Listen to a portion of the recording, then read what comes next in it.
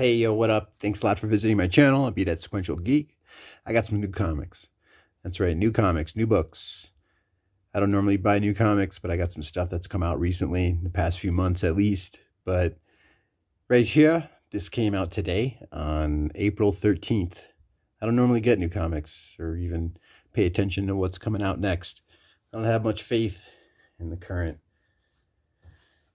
machinations of brand identity and bullshit. But the YouTube channel, Terry Hoknes Comic Books History Investing. That is the name of the channel. Terry Hoknes Comic Books History Investing. He'll take a month out of a year from the 30s till today, and he'll cover the top 20, the CGC census today, and price history. He'll also cover up-and-coming books that are coming out each week, and that's how I got the notification that this rock and roll biography comic featuring Lemmy is coming out today. So I stopped by Hall of Justice Comics last week. It's the closest one to me, just south of Denver. Asked them to hold me a copy, and it turns out, even though these rock and roll comic biographies have a low print run, typically they do. This Lemmy one, I'm sure it's probably on a bunch of YouTube channels. Everyone's going to be showing this one off. They had a high printout, it looked like, so I don't think this one's going to sell out. It's a nice black cover, though. Of all the copies that they had at the comic shop, only 3 did not have a fold in the lower right corner of the cover. And then also all of them have this dot right there, some type of printing error that you can see at the edge. It's a nice copy. If you can see that right there, if I can hold it still, right? Rejected by the Comics Code Authority. Is that going to focus? All right. Rejected by the Comics Code Authority. I can show some off real quick. Yeah, this is pretty dope. So he's born in England. This is the founder, lyricist, lead singer, bassist of Motorhead. His resting place is where his new home ended up, in Hollywood, California. Yeah, this is great art. Most rock and roll biography comics, the art's pretty mediocre from what I find, but not necessarily from this particular publisher, but just in general. But I gotta say, this is pretty cool.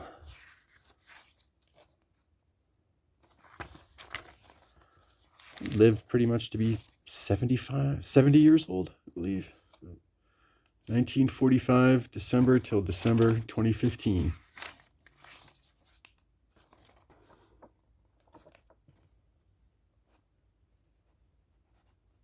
Rock and Roll Biographies presents.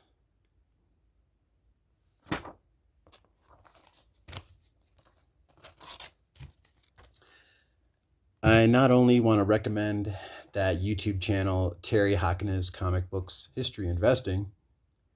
That's right, that 6-worded YouTube channel.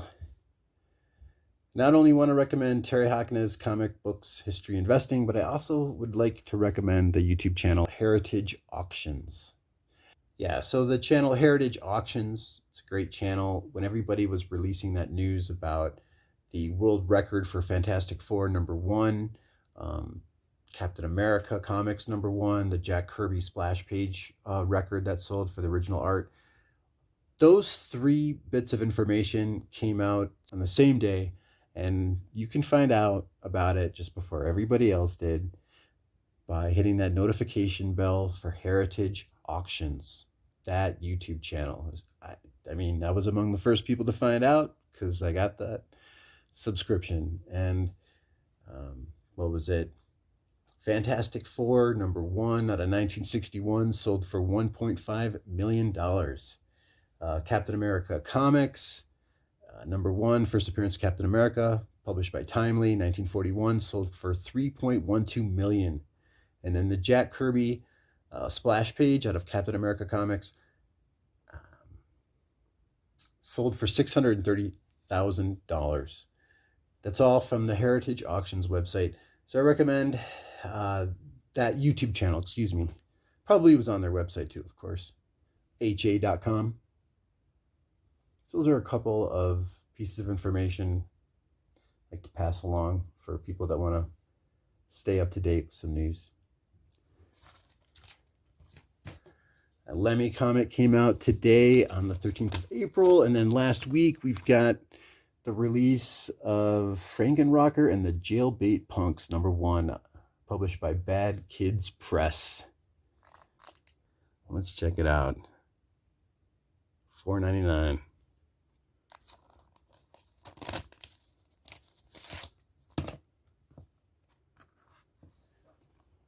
So we got writer is Roel Torres.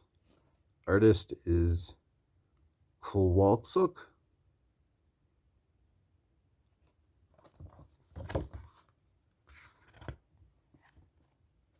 Frankenstein's monster forms a punk rock band with female teen musicians, and they go to outer space to fight an army of reptilians. Of course.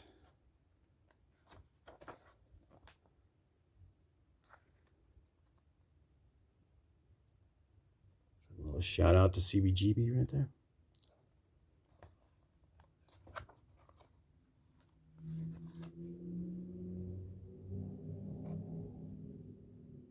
Yeah, I like.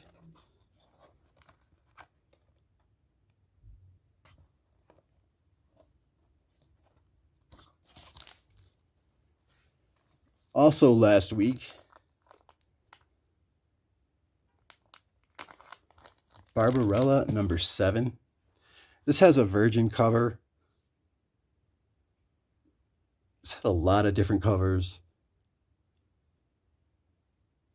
The release date, cover date, is actually February 2022, but it's written by Sarah Hoyt, and the art is Madibek Musabekov, published by Dynamite. And as you can see, it's a nice Raphael homage. Bunch of different covers. Ken Hazer is the artist here.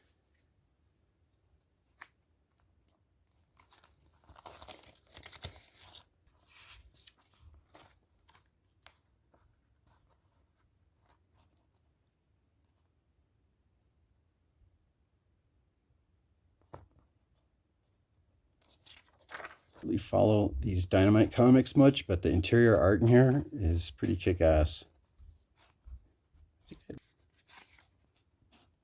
All right, pretty cool. But yeah, I saw this cover. It spoke to me. All right, so issue #4 of Dose came out recently. This is from an Indiegogo campaign. The first issue shipped May of 2020, and out of January 2022 is the 4th issue, Dose. I think it's along the lines of Outlaw Comics, right? You know, go figure. Bunch of different variant covers for issue #1, I know at least. That's cover C right there on the left. It's by Sean Fitzgibbon.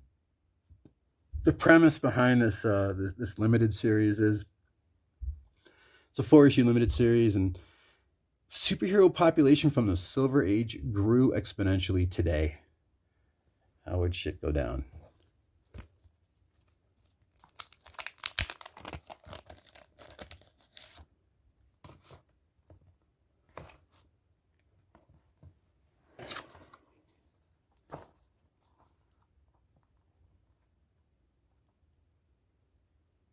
Published by Drew Ford.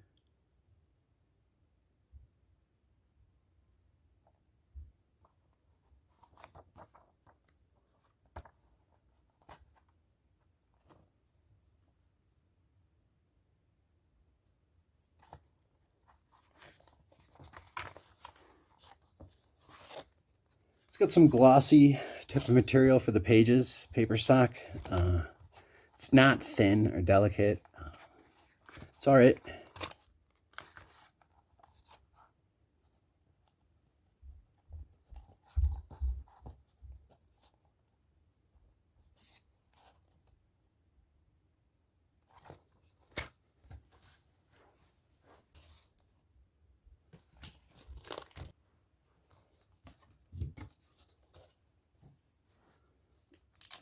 Yeah.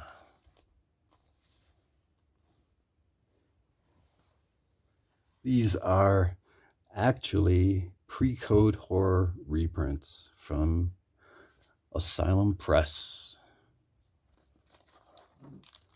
Here's cover A. It's by John Solardo. Cover B is by Frank Fort. It's the same artist that did those back covers.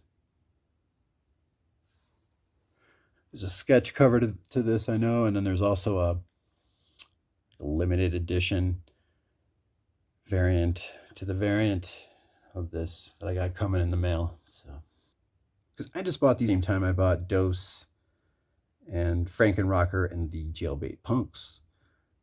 But from what I looked up, I mean, saying it came out in October 2021. Some other information, like a previews website, is saying it came out in February. I don't know.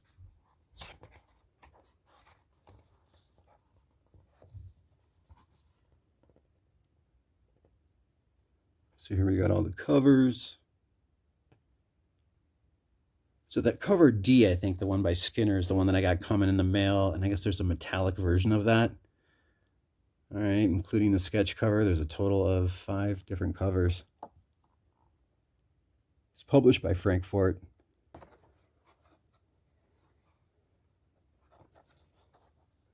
Looks like we got a sultry femme fatale, possibly. Look out.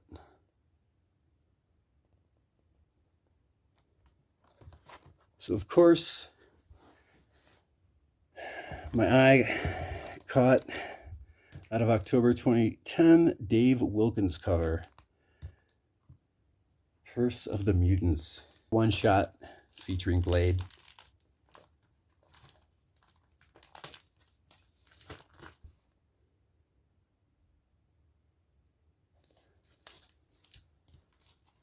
Back to some new stuff. Cursed Pirate Girl. The Devil's Cave by Jeremy Bastian. Arcadia Press. It's very exquisite illustrations going on. These Cursed Pirate Girls comics. I believe they first were published in 2008, 2009. There hasn't been a Cursed Pirate Girl comic in like 5 years. So I just saw this today when I went to go pick up that Lemmy comic. Good stuff.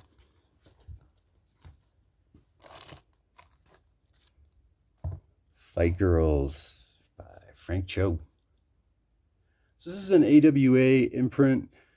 The AWA Studio CEO is Bill Jamas. And I know also Axel Alonso is working over there. As long as Axel Alonso stays away from words like now, new, all new, and point one, I'm sure he'll be fine. Yeah. He did all right when he first started off in those early 2000s New Marvel era. That's how that Alonso name caught my eye. Real quick, I just wanted to point out that Fidato Jr. does do the cover B for that.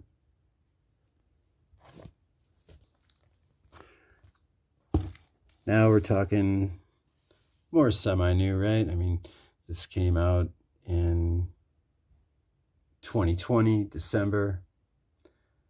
Now we're just getting more into some really good back issues. They had 3-issue story arcs for these Norse mythology comics, focusing on Thor. This is the first story arc, this 3-issue limited series, written by Neil Gaiman with art by P. Craig Russell. Check out Dark Horse Comics websites. If there's anything new that you see coming down, they're going to have some type of special limited edition copy. And then on top of that, more limited edition issues of that variant signed autograph. So this is the P. Craig Russell cover on the left with the David Mack cover right there on the right. Yeah, I wanted to make sure to get 2 copies of each of these, so I got that compulsion satisfied. Getting into some more back issues. Avengers number 198. It's a direct edition out of 1980. You really want to get those direct editions if it's like 1981 and earlier. Some people would still say so for 1982. It's up to you, but I think everyone would agree. 1981 and earlier, got the direct edition. So that's a George Perez comic book right there. George Perez with Terry Austin inks. They misspelled Ronin on that cover, by the way. First appearance, the Red Ronin, was Godzilla issue 7 out of 1978, in case you're wondering. David Michelini story. So that was in 1980. Just around that same time, we got David Michelini also writing this Invincible Iron Man story. That is a Bob Layton cover.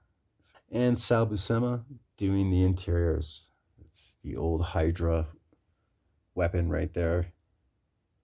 Dreadnought.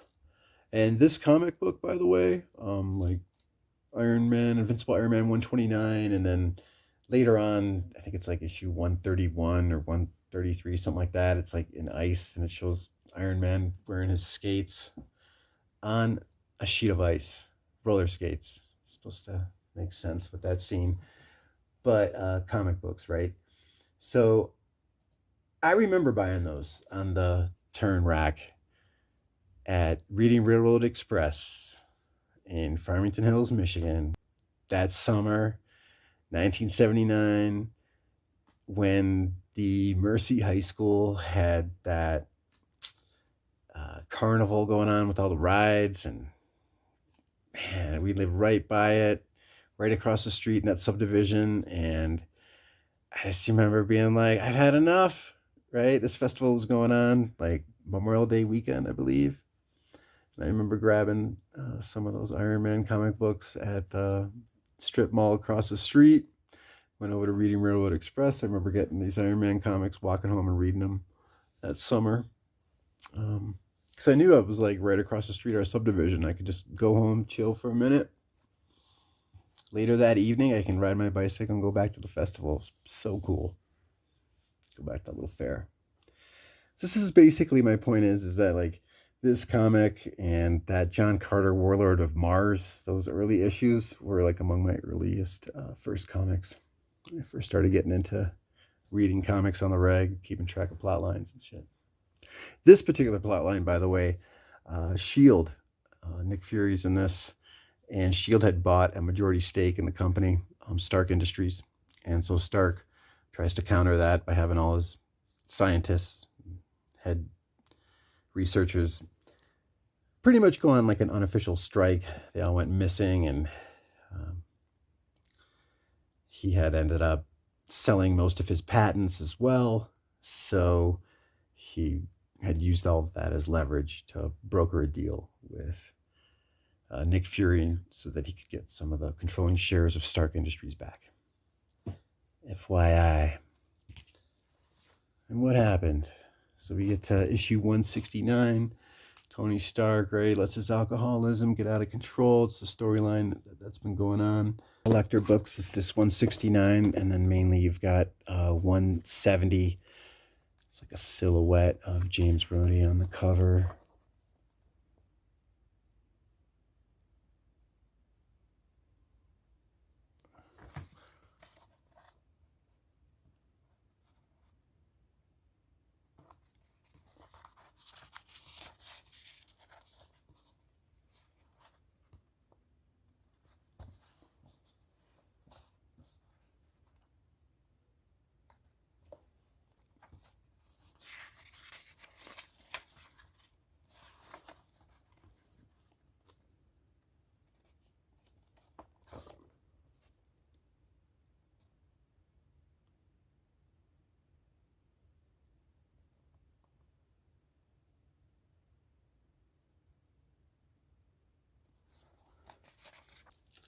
Yeah, issue 170. I showed that off in an earlier vid. I just got these because I could get them for $4 a piece.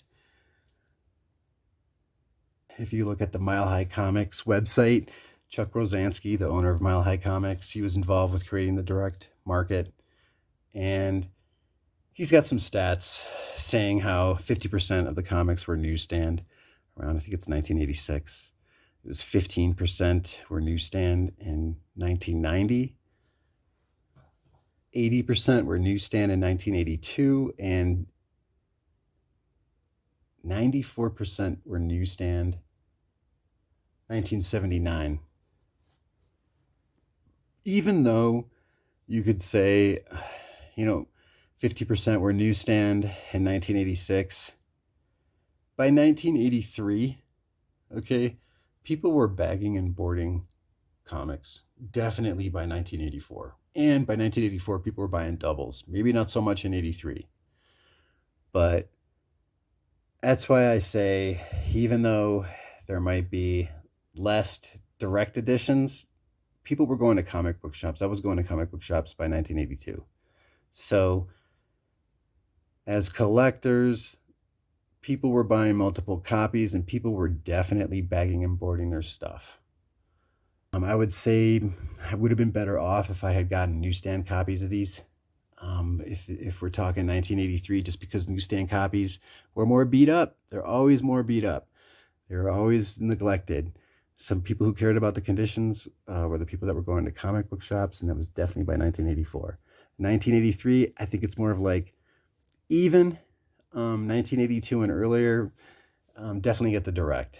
So worrying about condition and stuff, there are no spine ticks on this cover. And look at how nice and white these pages are.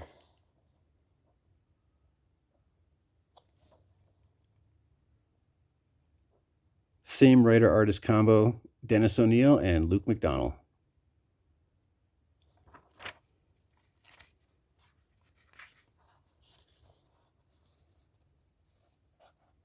Pretty sweet, though. Pretty cool artwork. Look at the background on that. So for $4, just around the cost of a current day comic book. Not really. I mean, comics are even more up to around the $4.50 mark, $5. So I think for Image Comics, Spawn titles and Saga are the only ones that are worth $3.99. The rest are whatever they're charging, higher than $4. Miracle Man #2. This is crazy. The history behind all this stuff is like a mythology within itself. The whole thing with Marvel Man, right? The original name of this character was like in 1953, Mick Anglo, under this British label, had to create Marvel Man because Shazam, Captain Marvel, the red suit, the golden thunderbolt in his chest, because of his likeness with Superman, I think DC or National Publications at the time, whoever, they had that title canceled. It was published by Fawcett Comics. And when those Shazam stories were reprinted in England, well, that publishing company, when the Shazam stories got canceled, Captain Marvel stories got canceled, they wanted to still do Marvel stories. So they created Marvel Man. Mick Anglo in 1953 for like 10 years was writing these just regular stories, Marvel Man had Young Marvel and Kid Marvel, and I think there was a Lady Marvel. So I don't know those old stories. I haven't read those old stories, but essentially what happens later is in Warrior magazine in 1982, you've got Alan Moore coming on the scene. So he retcons the whole story with Miracle Man. The Mick Anglo story, the whole classic golden age version of a superhero, that exists as false memories. That's how the story was ex machina. Some of the description that I have here, it's a lot easier if I read this description. It says, Mike was chosen to be a subject in the Air Force's experimental Project Zarathustra. So, it's a call back to Nietzsche's book, also Sprach Zarathustra. It's just about levels of consciousness. That's what Nietzsche was all about. Expanding levels of consciousness, going beyond like a state of nirvana where you are so out of bounds of this concept of the sense of self that you lose your sense of self. You abandon yourself. And it's generally, very generally speaking, all right? that's what's going on here with this Miracle Man story, or I should say the Marvel Man story, originally written by Alan Moore. I think art was originally by Gary Leach. Yes, Alan Moore, Gary Leach. And this person, Marvel Man, he's created by alien tech. So the Air Force has this Project Zarathustra. Okay. They take replicated DNA, this alien DNA, and then they create this superhuman form, and they store this body that they created in another dimension called infraspace.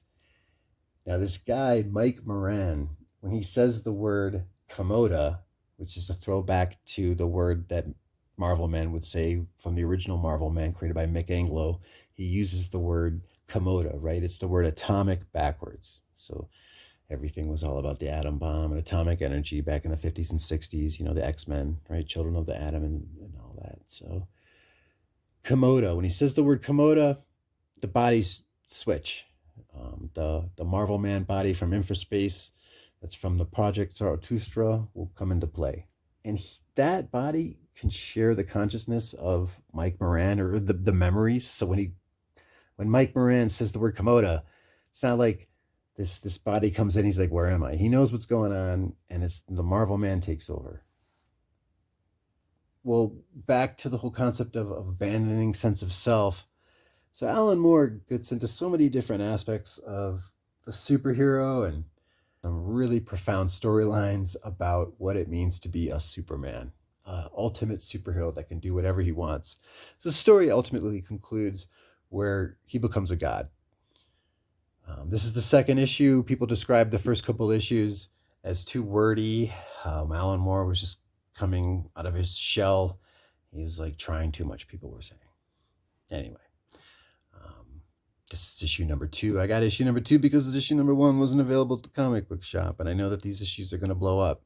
If you can get those Alan Moore stories from 1982 out of Warrior magazine, those are the original Marvel Man stories where Alan Moore retconned the whole Mick Anglo story. If you can get those original issues from Warrior magazine, do it. I think that Marvel Comics owns Miracle Man now, because the name got changed when the issues got reprinted from Warrior magazine in 1985. They had to change the name to Miracle Man, right? Because of the Marvel Comics lawyered them and copyright and so forth. The first 21 issues of Warrior magazine were the Marvel Man stories by Alan Moore, which are the first 11 issues, I think, of this Miracle Man story printed by Eclipse. Alan Moore went on to do more Miracle Man stories up to issue 16, and then Neil Gaiman took the story over. That's where Miracle Man starts becoming more of a god. New directions that ended up getting cut short, leaving fans hanging because Eclipse Comics went out of business. Got this still for $6, and Marvel Comics reprinted the Alan Moore stories in 2014 in 3 hardcovers, which I had showed off. Those first Eclipse Comics stories are reprinted in these 2014 hardcovers.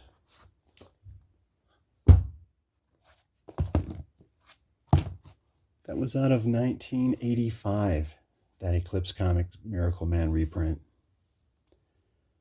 This is a really awesome Richard Corbin cover. Oh yeah, Pacific Comics, baby.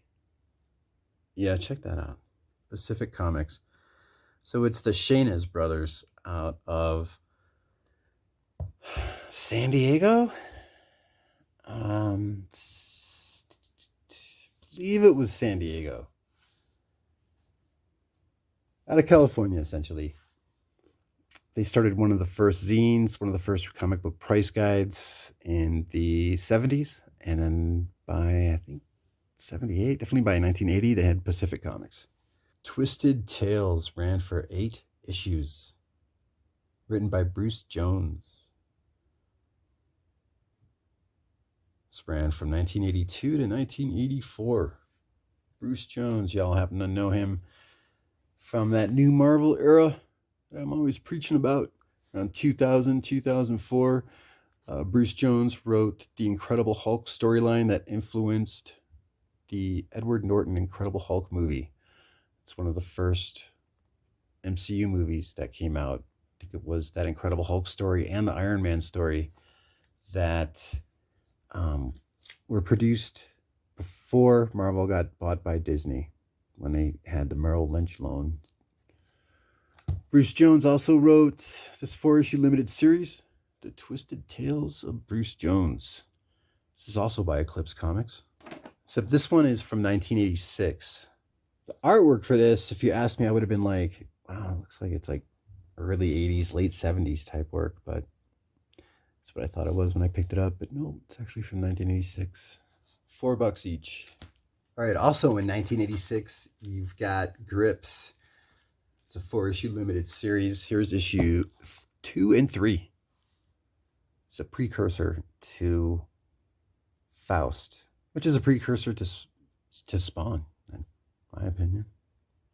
All right, so this Grips issue number 2. It's the coolest cover of the ones, I think. Silver Wolf Press, and Grips was their headliner. That was the first comic that they used to promote. Christoph Silver is the writer, founder of this publishing label.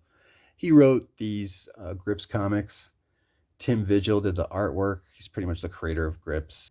Grips takes place in Sacramento. Silverwolf Comics, the label transferred over to Greater Mercury. So if you're looking for a trade paperback of Grips, it's a Greater Mercury. It's probably going to be the people that published it, not Silverwolf. This particular issue right here I had to pay a premium for. I mean, this was $6. This one is $10. It's supposed to be autographed on the inside by Tim Vigil. All right, there we go then, 1991. Tim Vigil autograph. You know, it's essentially ink on paper. I'm cool with it.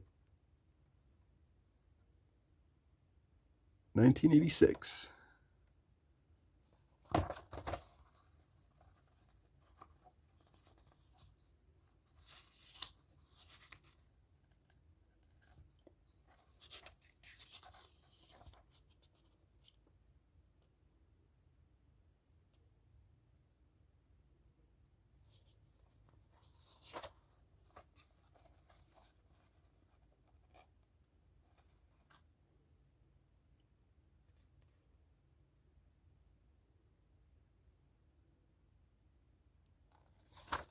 So Grips with an S here. That's right. His actual name is Martin Kane. The guy is a comic book creator. He does the comic book Fat Ninjas. And he gets in these uncontrollable rages where he blacks out. Like most comic book creators do, I'm sure. Speaking of blacking out, Marvel Comics presents issue number 76, Newsstand, out of May 1991. Professor Thornton's Experiment X is Logan. Professor Thornton, that's the guy, the doctor, classic looking doctor, right? I mean, you got a bald guy with round glasses and a white jacket. For some reason, that is supposed to be the look of a mad scientist in comic books. What we got right here is Naked Wolverine, though. We got some Barry Windsor Smith Wolverine nipple action as well. He like came to for a minute, basically. They had kidnapped him and are experimenting on the bonding process that was originally created by, was it Darkwind? The first appearance of Darkwind was in Daredevil 196, which is also the first meeting of Wolverine and Daredevil from 1983. So Darkwind created this bonding process. Somehow James Hudson, Weapon Alpha, aka Vindicator, got his hands on it over in Canada. And now I don't think James Hudson is mentioned in this series. So then we've got this whole origin of Wolverine that takes place, and this is the first time there's been any type of origin with Wolverine. Um, Nobody knew really anything about Wolverine, where he came from. His popularity got so big that they decided to have this real subtle story out of Marvel Comics Presents. And you might not think it's subtle today, but once again, we're talking pre-internet, pre-social media, thank God. And outside of Marvel Age, there really wasn't anything to notify people that there was going to be a Weapon X story. Not en masse. There wasn't. There might be a few comic magazines here and there, but definitely by the mid 80s, late 80s for sure, a lot of those comic magazines just seemed transparent, like hype machines. Issue 76 was May 1991. Issue 77 is in June 1991. And I think these Marvel Comics Presents came out twice a month in the summer. May 1991, 76 and 77 came out. And then June, you got 79. And they were experimenting on Logan. After they had bonded the adamantium to his skeleton, they were also experimenting on just brainwashing him and using him as a weapon. In issue 77 there on the left, they drenched him with blood and had him get attacked by a pack of wolves. In particular, I'd like to note for all you collectors out there, issue 79 on the right, that's one of the first times they mentioned Weapon X. It is the first time that you see him in that look, though, with the whole geared up, that helmet, all that tech hanging from him, used to just manipulate him.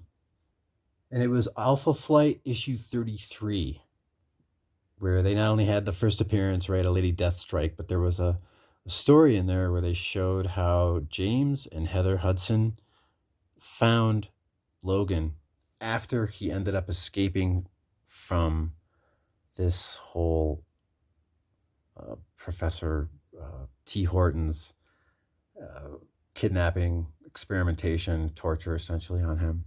So after he escaped from this, he went off into the woods, lost his memory due to the adamantium bonding process. And then, so this story takes place in 1991, but then earlier in Alpha Flight issue number 33, which was in December of 1985 cover date, written by Bill Mantlo, it was that story where they hinted at some of his history, where he was found in the woods, couldn't remember who he was. You find out later too that James Hudson had used his wife to lure Wolverine, to lure Logan, and he like left her alone with him on purpose to tame him. That's when he came to and he saw that his claws popped out of his arm, freaked out. That was back in the day when his claws were bionic implants. So I got these for $4 a piece. No, excuse me, I bought these online as a set, these three, for a total of $21, including shipping, so an average of $7 a piece. And I just wanted to note too, when you see that CC right there, typically you'll see the CC on early issues of Spider-Man that came out around the same time by Todd McFarlane, but they do not have in the back a barcode label. Typically, though, if you don't see the barcode label on the front, don't assume that it's just a direct, which sometimes it is.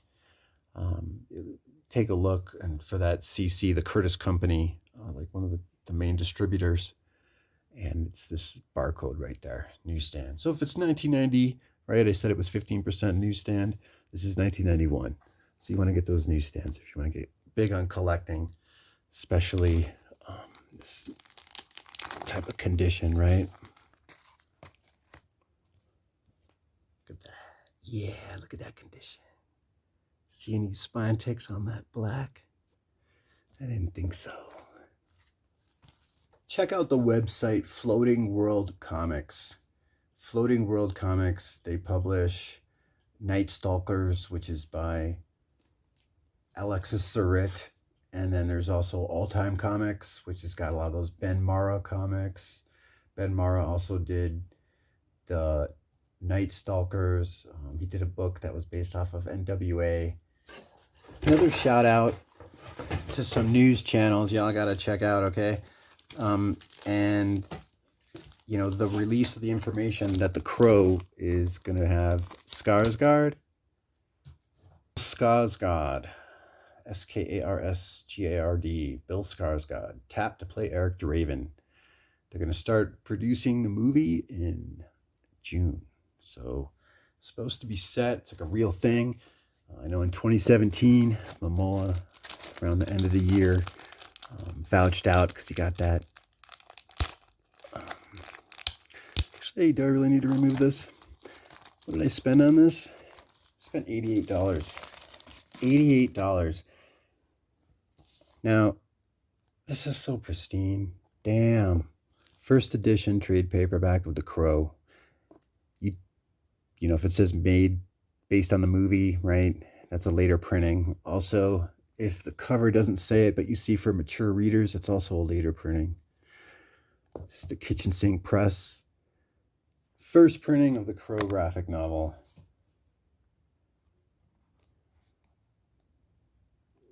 Yo, I'm leaving this intact. If you want to check out the Crow, I'll show you some other reprints some other day. There is a slight dent, as you can see right up in there.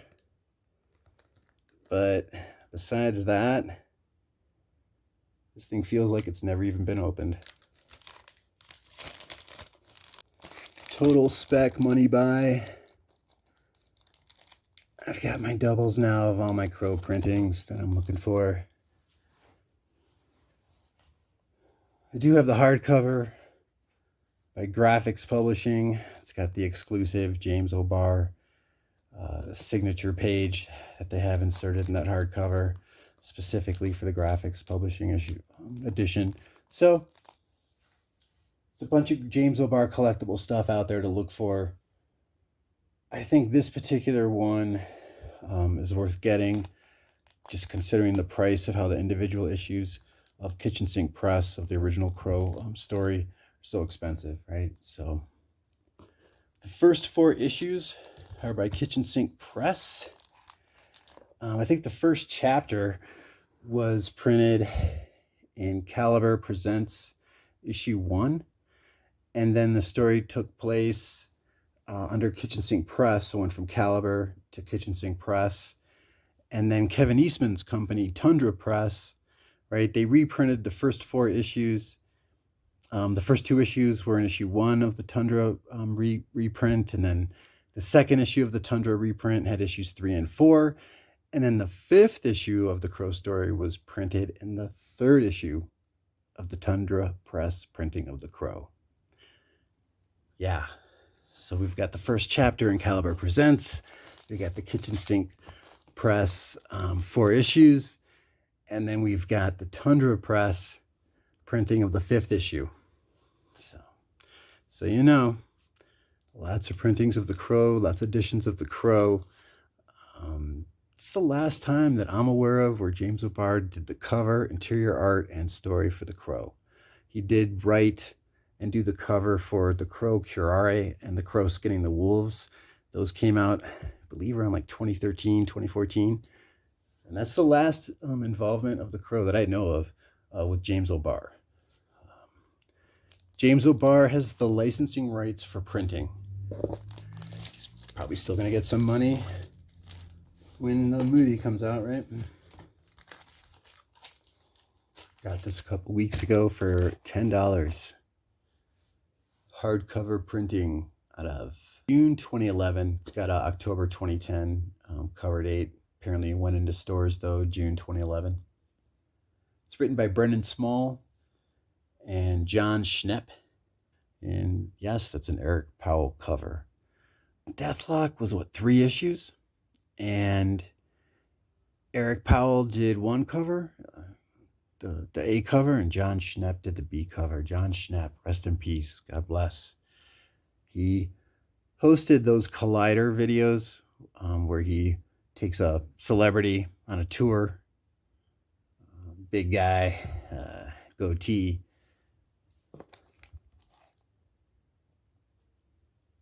This is embossed, by the way.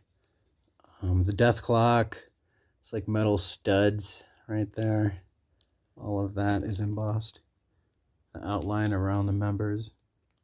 Also, October 2021, just to get back to something semi-modern, Superman versus Lobo. The only reason I got this was for the Beasley cover. Book 1, Black Label, Beasley cover, variant cover. All right, back to the past. Batman Returns. This had a couple of different covers. This particular one is by the interior artist, Steve Irwin. It's August 1992. The other cover is by Dave Dorman. Dave Dorman's known for doing a lot of those Star Wars Dark Horse covers, paintings. I like this one. The Dave Dorman cover is cool. It's like, you know, it's got an explosion in the background. It's out in wintertime, Batman. But, you know, given the whole new Batman movie, so this one has, just like with the new Batman movie, we got the Penguin, except this time it's Danny DeVito, who's pretty motherfucking vicious. Bites a guy's nose in this movie. Blood everywhere. And the amazingly beautiful, extremely sexy Michelle Pfeiffer. Oh, yeah.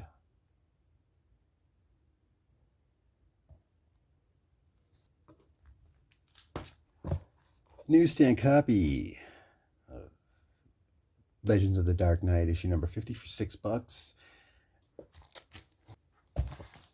How else to follow up Batman with Darkwing Duck? Yeah, I actually paid $10 for that. I know, that's fucking crazy. It has no stamp. I've never seen that before. The spine is very sharp looking. No spine ticks, no spine creases. Out of 2011, James Silvani.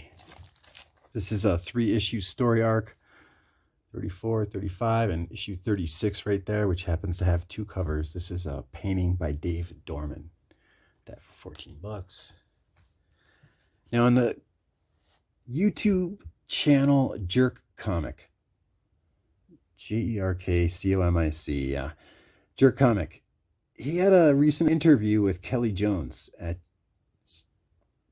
Freaking awesome interview. I recommend it. That's what made me get this comic. When I saw this cover, I thought, oh, that looks familiar. And then I saw who it was by, Kelly Jones. And after I saw that Kelly Jones interview, I was like, hell yeah, I want to get this comic. It's issue 1 of 4. Also printed by Dark Horse Comics. So this was out of 1990. And this Kelly Jones artwork right there is out of 1992. Aliens vs. Predator Duel, issue number 1 and issue number 2 in Newsstand. Got those for $4 a piece. Just like to get that in Newsstand. It's a 2-issue series there. It's out of March and April 1995. And I'm hoping I'd list these in order. This is actually out of 1994. Music of the Spears. It's a Tim Bradstreet cover. Bradstreet's known for doing a lot of those Punisher covers, some G.I. Joe covers as well. This particular story, there's some type of like gel that these aliens create. They need it to reproduce. But for humans, it's this extremely powerful aphrodisiac. And it's about how these like ninjas, I think, have to go in and steal some of it. Put it out in the black market. I dig Linsner. I just don't know much about Dawn. Cry for Dawn is her first appearance. And that's actually out of 1989. So it's Joseph Michael Linsner's story, art, The Legend. And that is June 1995.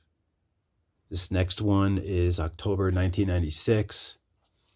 Crypt for Dawn. Oh yeah. People in Embrace. I dig covers that show people in Embrace. So check it out. I also got this because finding near mint copies of a Frank Miller Sin City book, in my opinion, it's going to be a sought after thing in the future.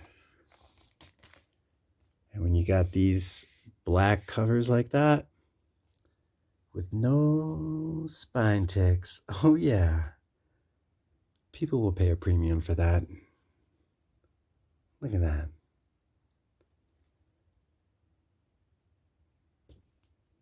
Fucking A. If I could just be careful with this from now until the time I can sell it. Whew. I'm gonna make $1 million. I just got this in the mail, as a matter of fact. Just want to go back to Linsner. This is 3 issues. Caloipe Comix presents. The first one focuses on McFarlane. The second one is Neil Gaiman. Caloipe Comix presents. This only lasted for 3 issues. And it's out of 1994. Okay, switching gears a little bit here from the violent outlaw power comic type genre just to your more indie creator owned label, Fantagraphics. Peter Bagg comic book, Hate. Now we're talking regular Joes from the Midwest or from the East Coast. In this case, this is Peter Bagg, right? He created this character. Buddy Bradley represents himself out of New Jersey. Swings by Seattle for a minute. It's just the trials and tribulations of being in your 20s in the era of grunge in Seattle.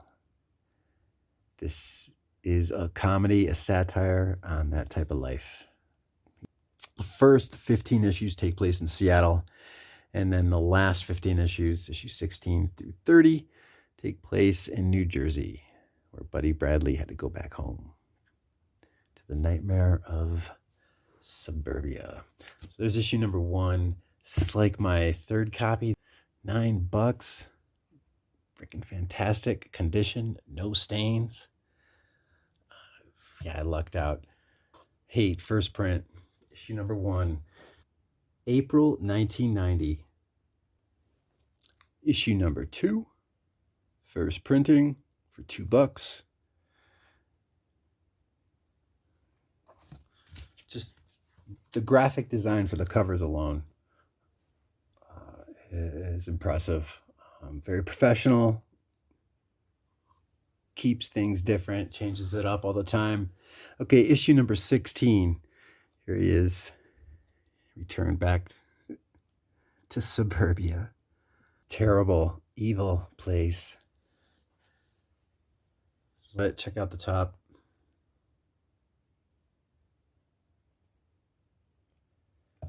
This was one of the few comics that I could tolerate reading in the 90s. I have issue 23, and what I have like issue 17, 23, and 30. That's why I got issue 16. So now I have issues 1 through 17.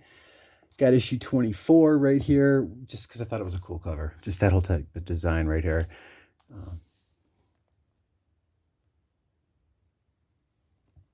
It's a lot different than the rest of his covers. I've already shown these postcards off in my past vid. Just recently, I found some more.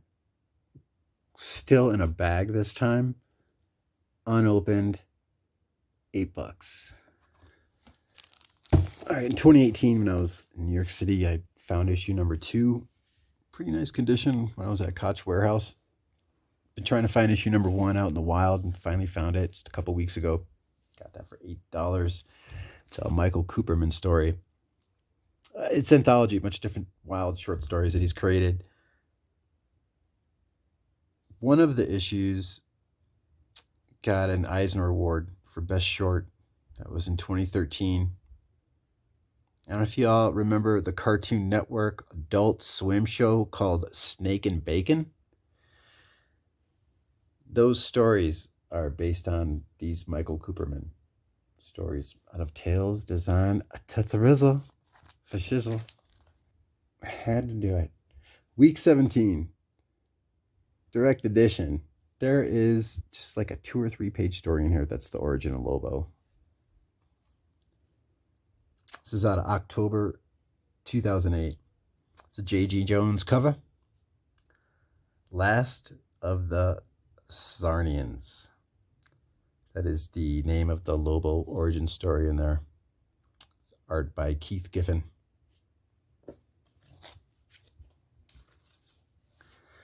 Black Hammer issue number 1, cover B.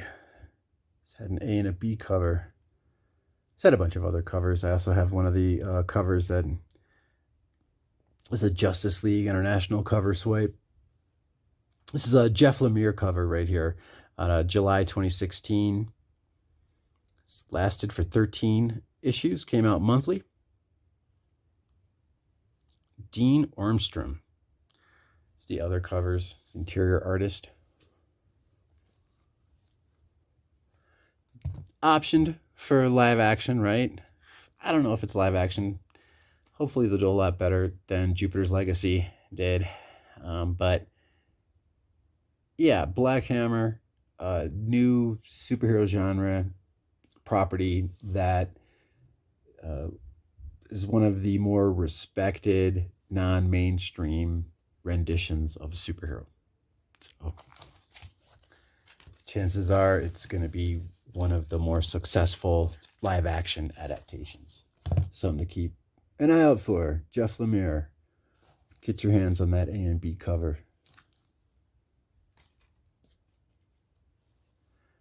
Steve Ditko reprints, people. Gather ye rosebuds whilst ye may on these Marvel Tales comics out of 1982. So this is Marvel Tales issue 139, direct. It's a reprint of Amazing Spider-Man issue 2 from May 1963. All of these are going to be Stan Lee doing the writing, with Steve Ditko doing the cover and interior art. We got the first appearance of Vulture, first appearance of Flint Marko, Sandman. Marvel Tales issue 141. It's a reprint of Amazing Spider-Man issue 4 from September 1963. Marvel Tales 142, Newsstand. Check it out. Dr. Doom, reprint of Amazing Spider-Man issue 5 out of October 1963. That Doom.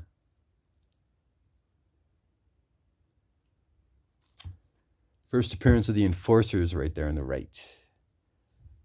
Marvel Tales issue 147.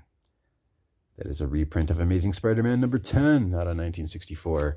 We got a reprint of Amazing Spider-Man issue 13 out of June 1964. That's right.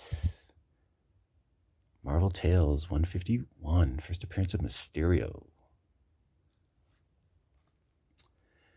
Had to get these. I'm really picky about these. I find these to have a high print run. I figured, all right, 1982, 83, it should be cool to get them in a direct edition, especially with the condition that this is in. Let's see if I can show this off for you.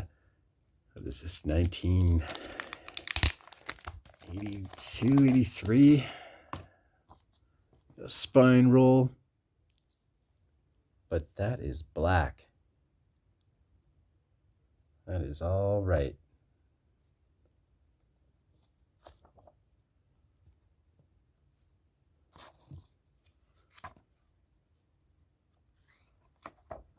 Nice. Pages are in great condition. Satisfied customer. Some Steve Ditko paneling.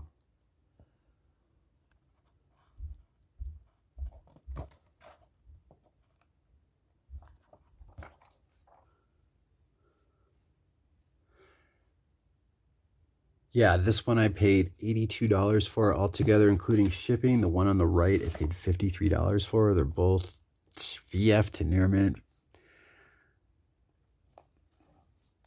Definitely near mint on this one right here. So yeah, reprint of Captain America's first appearance, Captain America Comics issue number 1. Story by Joe Simon. Art, plot by Jack Kirby. that is printed by Timely. Wow, 1962. It's 2022. 60 years. Doctor Strange, first appearance. Look at how sharp that looks. That, that the sash and that blue, that nice blue cowl, cape, whatever, cloak, levitivity, and that silver border. I just like that combination of covers. Just looks like a really sharp cover. Getting these books, these Marvel Milestone Edition, the paper stock with this type of like silver sheen, excuse me, with this type of silver sheen, it's easily dented, it's easily creased like that. I don't think this type of paper stock for the covers is easily pressed out. Blemishes, mistakes, spine ticks. So once you see something, that's it. It's there. Maybe a spine roll could be pressed out. If anybody has any feedback on that, let me know. But in general, I find it really, really difficult to get these comics in VF or better condition. Personally, I had to pay a premium. This is my second and third copy of Captain America Comics 1. I want to get, at least doubles of these key issues and really triples. This is my third copy of Doctor Strange's first appearance out of 1963. Story and art by Steve Ditko, script by Stan Lee. I also want to add here this comic that I just got today. Doc Ock's first appearance. Got that for $15 when I picked up that copy of Rock and Roll Biography on Lemmy. So, Marvel Milestone Edition reprint of Amazing Spider-Man number 3 out of 1963. Marvel Milestone Edition, that for $10. Giant Size X-Men number 1 reprint, originally from 1975. And these reprints, like Amazing Spider-Man 129, that came out actually in 1995. So did that Captain America reprint. And the Giant Size X-Men came out in 1991.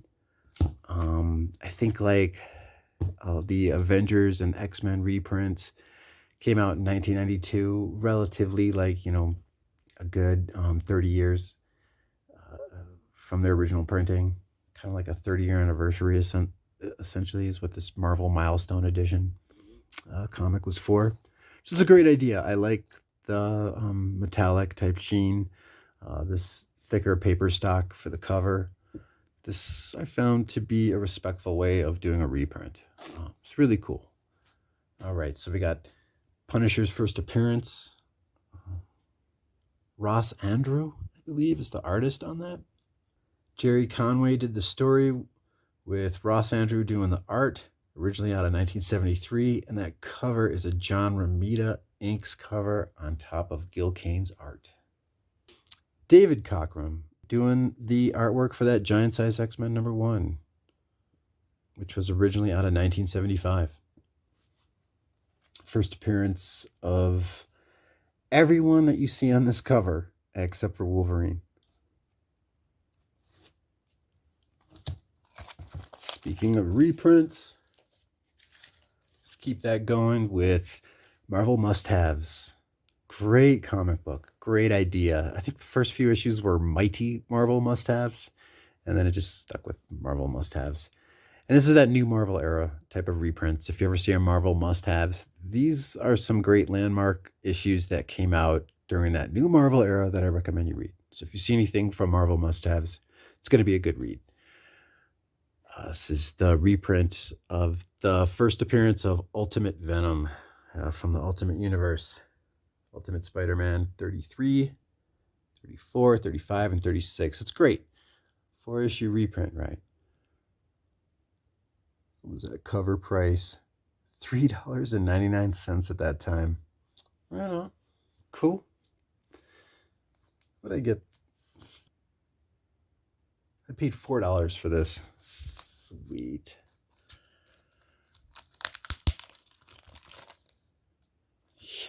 Look at that.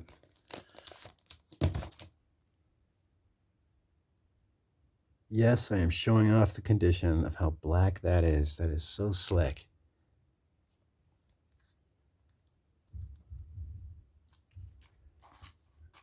Brian Michael Bendis' story, by the way, which wasn't bad.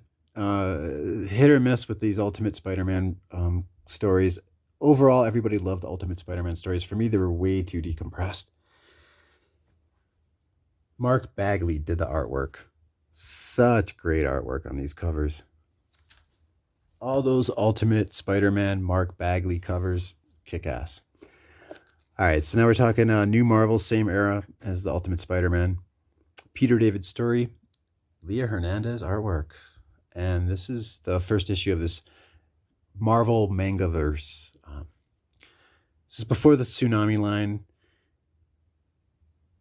They weren't bad efforts. Some really cool, interesting concepts, takes. A lot of what was going on during that New Marvel era was to modernize these decades-old versions of superheroes that everybody lost interest in because Marvel went bankruptcy and invested all their money in speculator bubble type hype in the late 80s, early 90s. So they're trying to do what Quesada said, throw it at the wall and see if it sticks. See whatever sticks. So they were doing a bunch of stuff like with the Ultimate line, Mark Millar, right? He was reinventing the Avengers. Attempts at reinterpreting these superheroes, these brands. And this Punisher story I thought was really cool. And, who knows what could spring from these types of stories. They're very niche, and a successful take on something that's very niche could end up being reused later down the line. We got a female version of Punisher, this like ninja leg version that kind of harkens back to the Lady Bullseye in a sense. And I wonder if that influenced Lady Bullseye at all. I doubt it, but just a cool looking cover. Thought it was a neat take on the Punisher. So here we go. Barry Windsor Smith. Now, instead of the 1991 Weapon X story that I was talking about, a lot of water went under the bridge from then till now. This is just a cover that Barry Windsor Smith made, but this came out in 2001, if I remember correctly. Let me check here.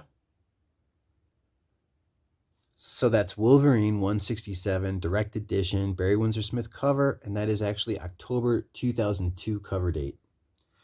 First part of that 3-issue story arc, Bloodsport. So like a underground fight club. And in that issue, they showed Anaconda versus Puma. Puma won. And then also one of the battles they showed was Wolverine versus Toad. And yeah, Wolverine won. All that censorship that's going on today, pretty sure this is the last nipple action that you're going to see in a comic book cover.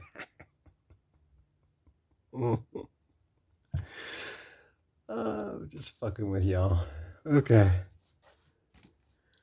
Fantastic Four, Ultimate Fantastic Four. Yo, what's up, G?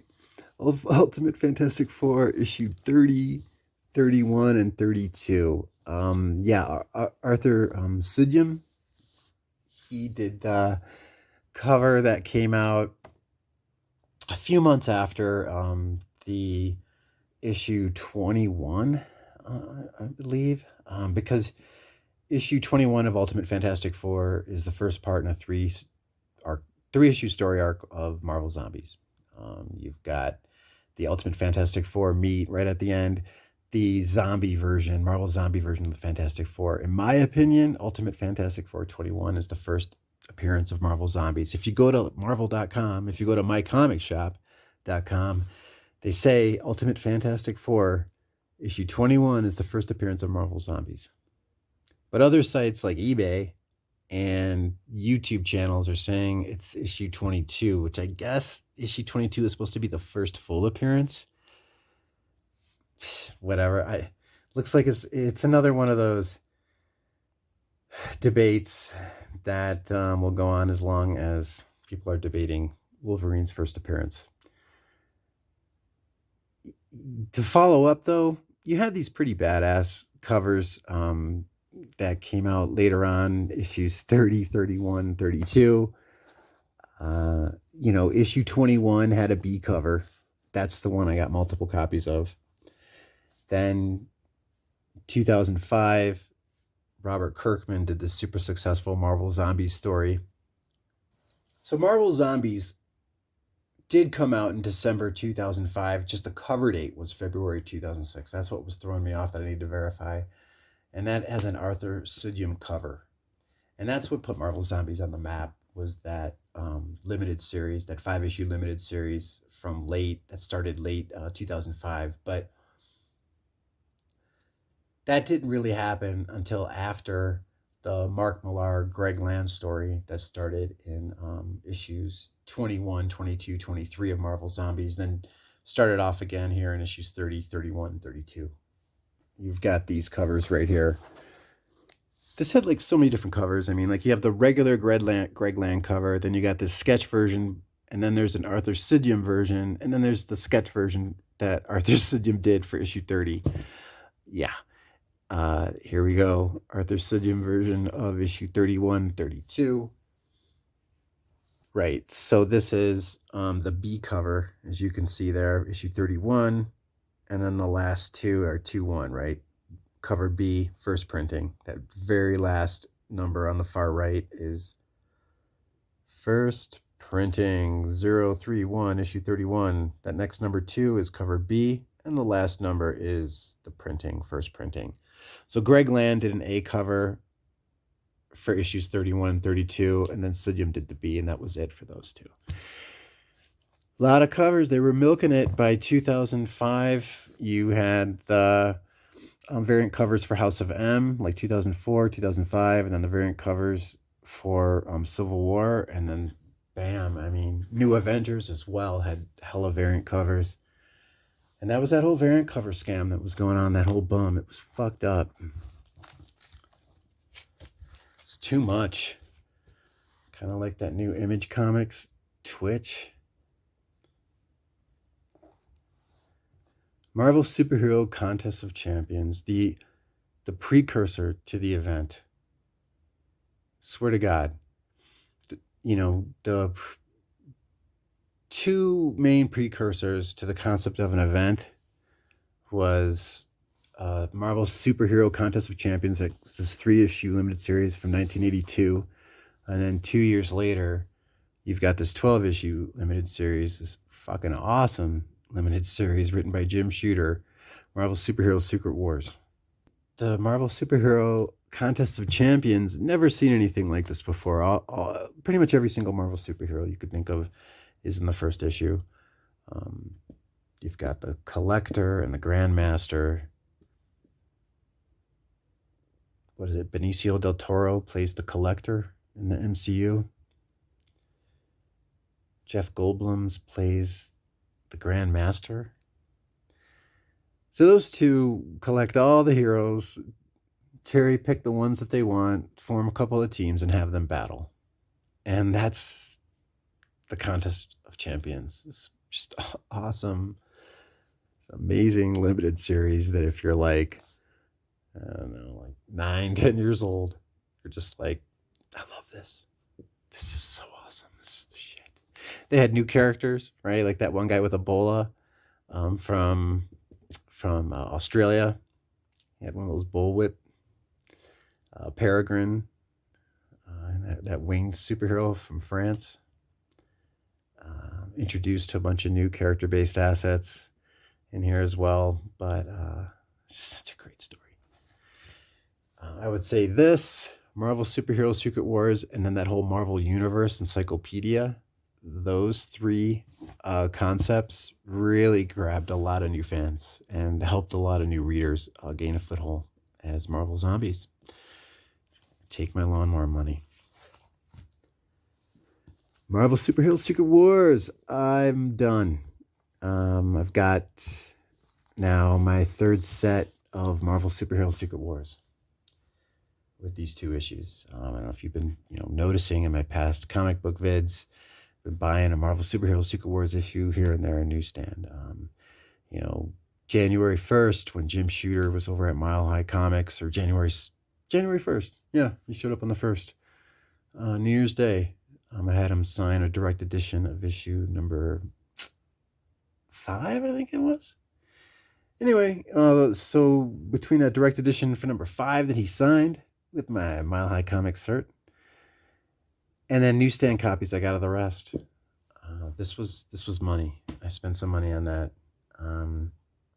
Look that up there. This is out of 1984, and unlike the cover price of 75 cents, I paid $67, including shipping. Jim Shooter story, Mike Zeck art.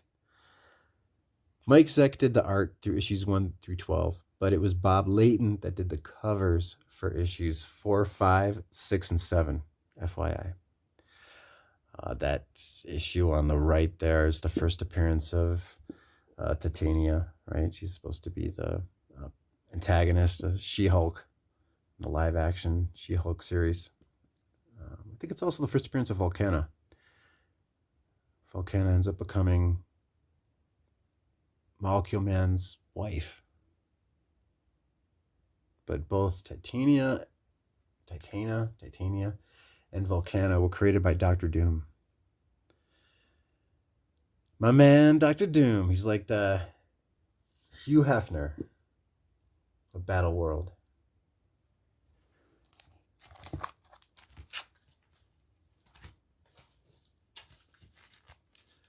It's issue 6. I actually got that one in Amazing Fantasy comic book shop for $20. 1984. The crazy thing with Marvel Superhero Secret Wars when this came out, if you're wondering where issue 8 is, I got that boxed away. So what happened, the story with me is I bought the first 12 issues when they first came out. And the whole premise with this was so amazing. If you look at Amazing Spider-Man issue 252, the first appearance of the black costume, that came out when the first issue of this series, this 12-issue limited series came out. So they were all gone for a year. Not every Marvel superhero was in this Marvel Superhero Secret Wars, but the main ones were, and the main villains were. So the Beyonder created this construct in Central Park. Any of the heroes that went to go check it out got teleported away to this battle world. Long story short. Well, you know, Amazing Spider-Man 251, it was pre-Battle World. Amazing Spider-Man 252, when the first issue of this came out, it's post-Battle World. So as far as the continuity goes, you know, you're reading Amazing Spider-Man issue 252, 253, 254. You don't know where Spider-Man has been. You got to read Marvel Superhero Secret Wars to find out, while you're reading Amazing Spider-Man, while he's wearing this new black costume, where it came from, why does he have it? And it's not until issue 8 where you figure it out. So the first, 8 issues of Amazing Spider-Man, I guess from like issue 252 to 260, you don't know where that black costume came from until you knew it came from this battle world, but exactly how, you didn't know the details until issue 8 came out. You feel me? You know what I'm saying? So, all right, so there's the Mike Zeck cover for issue number 9. This is Bob Layton for issue number 6. Issue number 9, what did I pay? I actually only paid $22 for issue number 9. Only.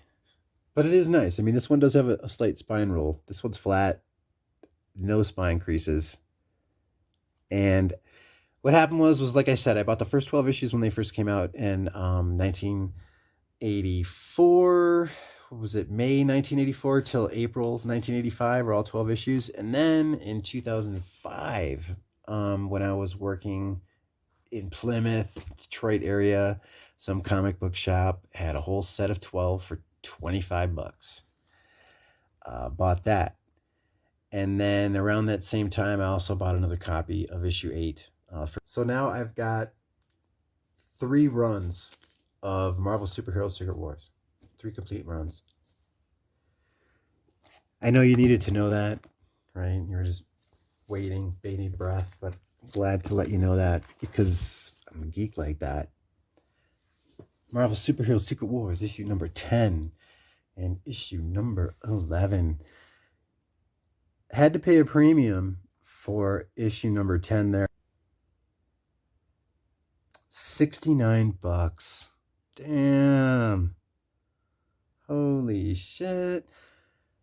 Yep. Damn straight. $18 for issue 11 there on the right. All these prices include shipping. Why did I have to spend so much on this? VF Near Mint Minus copy of Marvel Superhero Secret Wars number 10. Because it is a Canadian newsstand. Right? It's not worth 75 cents. It's worth $1. Holla.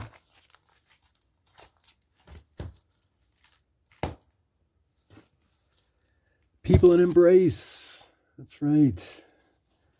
People in Embrace. We also have Savage Land Rogue. And we have Forge getting engaged to Mary Storm there on the right. Savage Land Rogue on the left.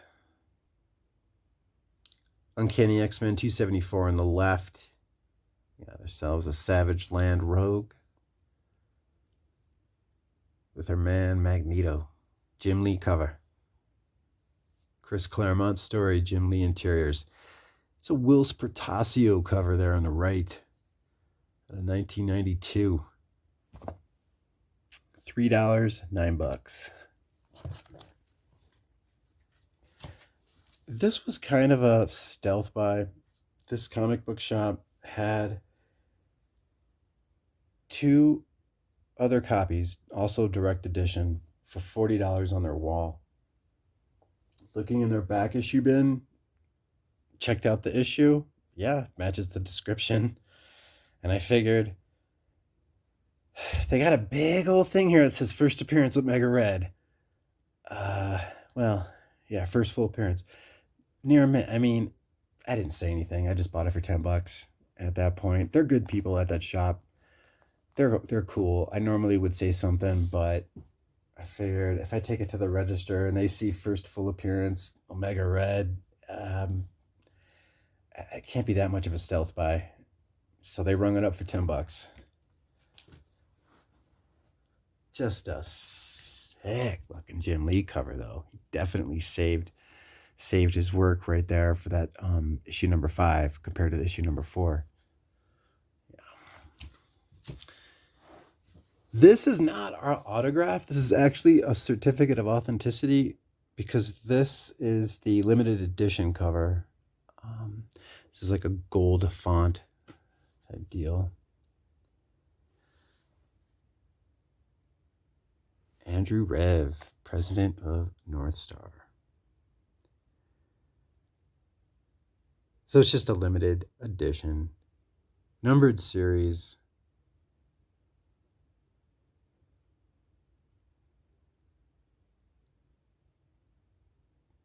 It says of this numbered edition, so it's 142, but out of how many copies?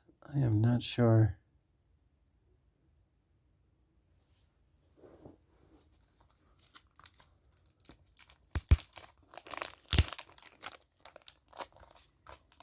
Oh yeah, before I do that, check it out.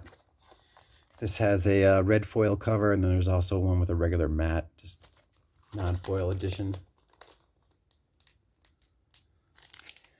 James O'Barr goodness.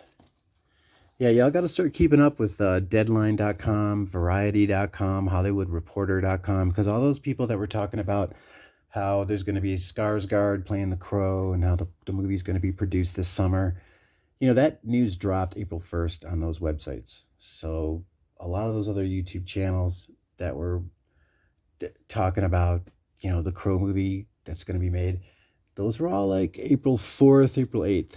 Anyway, just trying to help you all stay in the loop.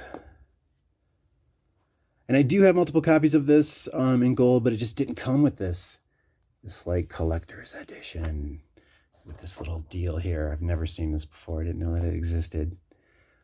This is a nice crisp special edition copy. And then that came also with this trade show edition.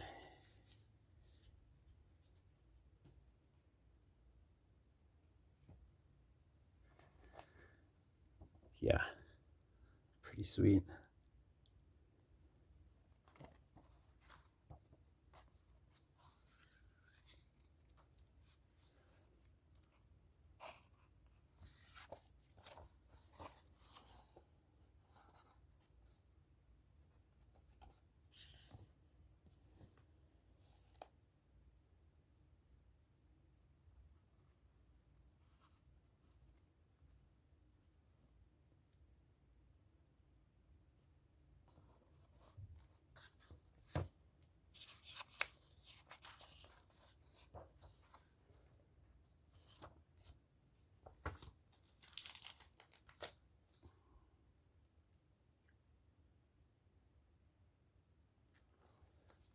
So this is out of April 1995 cover date, and these Slash comics are out of 1992-93. I think it only ran for 5 issues, and the first 3 covers were done by James O'Barr.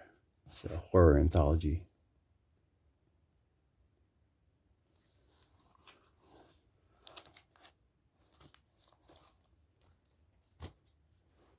Issue 1, issue 2,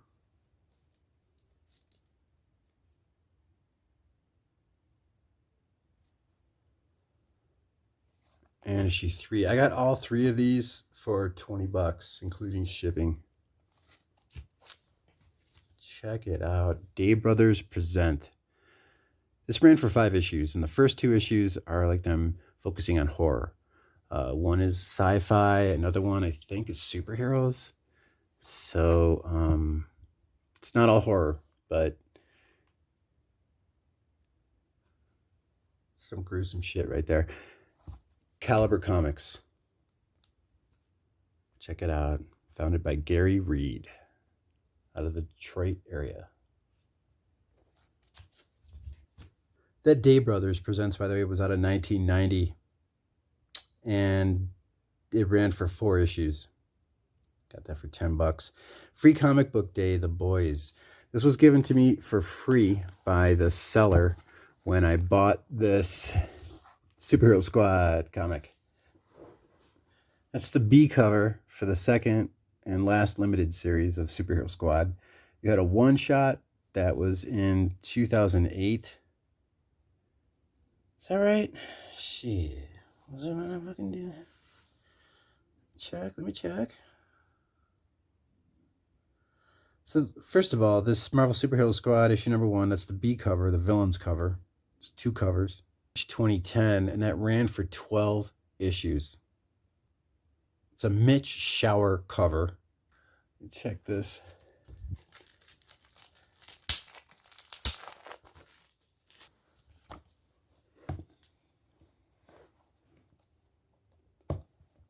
Nice artwork.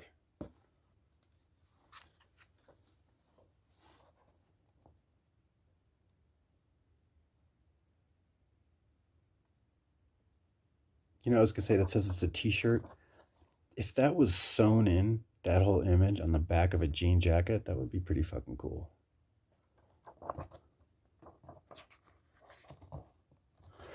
I don't know. I like this show. I like Superhero Squad show. You know, given the whole woke agenda, this is all men mainly in this, so I don't know how well this would fly. The only saving grace, considering today's, is that Reptile is Latino. That, sure, whatever. His first appearance was in the web comic that came out on a Marvel Kids website. They had a web comic. And then in like March 2009 was his first comic book appearance, because there was a one-shot, a Marvel Superhero Squad one-shot. It says Hero up in the corner. That had like a hero's cover, a villain's cover, and then a newsstand copy. And in that same month, March 2009, you also had Avengers Initiative one-shot Reptile. So you have, I mean, if you go to comicvine.com, they say the first appearance of Reptile is the Marvel Superhero Squad Hero Up one-shot. So take that for what you will. Actually, leave me a comment. What do you think Reptile's first appearance is? If you're a collector, Reptile gets big. You know, what is it? If you're under the age of 13 in North America and you're not of Hispanic, Latino descent, you're pretty much a minority then. So Marvel, people in general are going to be investing more into Hispanic, Latino culture, representation, so to speak. So then wouldn't somebody like Reptile be inevitable as far as becoming more important, more significant? He'd be given more of a spotlight in the MCU. I mean, you know, that's speculation. This is total conjecture. This is just me going off, trying to connect some dots. But let me know what you think. And if that's true, if you think Reptile will gain more of a spotlight, what's his first appearance? Is it Marvel Superhero Squad Hero Up, which is the first comic book appearance of Reptile? Or as far as just Reptile being in the Marvel 616, then yeah, it's going to be the Initiative. But really, he originated from the Superhero Squad web comic that was originally printed in comic book form the same month as Avengers Initiative Reptile. Another thing I thought was interesting, speaking of supervillains, New York Stock Exchange makes theirs Marvel. December 27th, 2009. Celebrated their Kids Day with some special guests. So this is Kenneth P. West, Marvel Entertainment's Executive Vice President and Chief Financial Officer, rang the bell at the opening and closing of the New York Stock Exchange.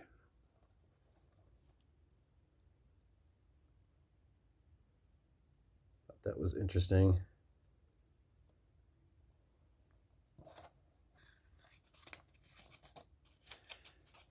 Yeah, originally premiered on Cartoon Network. If you're interested in checking it out, the website WCO for Watch Cartoons Online, WCO.TV. And it's going to have Super Crooks on there too. I think the Super Crooks would be under the dubbed anime section, but if you look under just regular cartoons, you're going to see anything and everything you can imagine. All right, supervillains, villains, the concept of a hero, the concept of an anti-hero. The Boys. This is what the seller threw in. This is actually, I think there's another Free Comic Book Day, The Boys #1 reprint. This is another Free Comic Book Day, The Boys reprint, but it's later. You know that it's later because this is right here, like as seen on Prime, Amazon Prime. Written by Garth Ennis and art by Derek Robertson. It's at a Wildstorm printing, and then after issue 6, it moved over to Dynamite.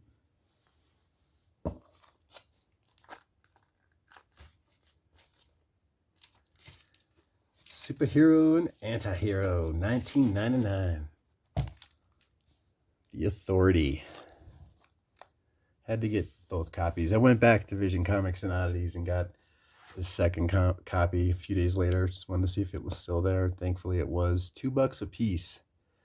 To me, this is a steal deal. This is at least VF.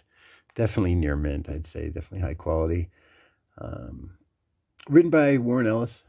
Art by Brian Hitch. This is a precursor to the Ultimates. That 21st century rendition of the Avengers. I say it's a precursor because it's just a modern 21st century take on the superhero. Warren Ellis started this off. It's following from the Stormwatch storyline. The first appearance of a lot of the characters in this story is from the Stormwatch comic book. Like Hawksmoor, Jenny Sparks, But there are some first appearances in this comic, like the Doctor. It's like a mystic that's chosen by all these mystics that have existed throughout time. And it's also the first appearance of the Craft. They're like goldfish looking spaceship that they all live in that orbits the Earth. So this came out May 1999. It's the first appearance of the Engineer, this woman right here, the Doctor, the Carrier, like I said. And a lot of this is just sort of like stories about what if superheroes decided to take control? What if superheroes decided to do more than fight aliens and each other? Anything that Marvel Comics and DC doesn't do, right? So it's like they're just trying to get more involved in like a real world take of the superhero. The consequences of them thwarting the plans of all the evil corporate family dynasties that run this planet is the first appearance of this group called the Americans. That is in the Mark Millar run. When the Mark Millar run starts, Jenny Sparks, she can like control electricity and all that. She's originally from the Stormwatch line. She dies in issue 12. The significance with her is like she's like every century she's born and she takes over another body. So then, and this is issue 12 where she dies. So then the year 2000, with issue 13 and onward, there's this baby, this new century baby. I forgot what they called it. And she exists she's born every century. I don't know the exact story behind Jenny Sparks. They did have a limited series that came out after this with her. I wasn't interested in it. She's a pretty cool character, but just there's so much that I was taking in at the time, and she didn't make the cut. Death of Jenny Sparks in issue 12.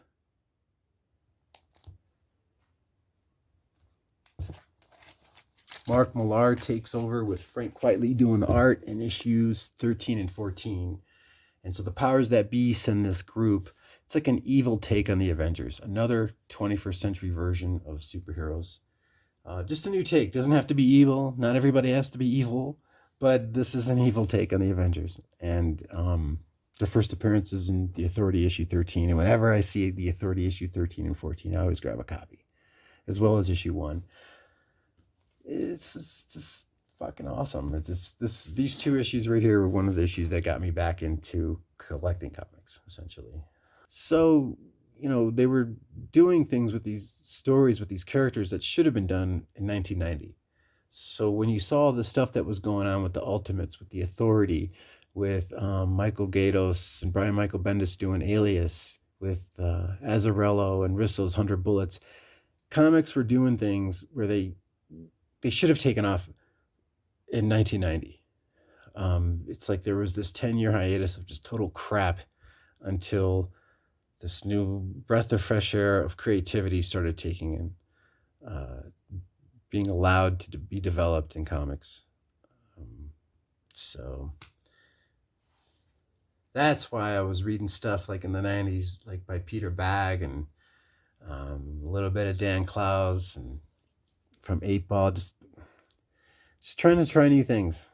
Fantagraphics is a great publishing company if you want to get away from the superhero brand identity. So is Floating World Comics out of Portland, that publishing label as well. Check it out. $2 a piece. For me, that's a steal deal.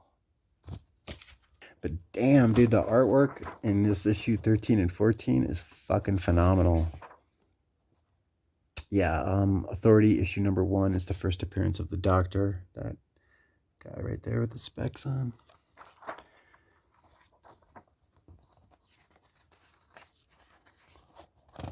It's the evil version of Giant Man.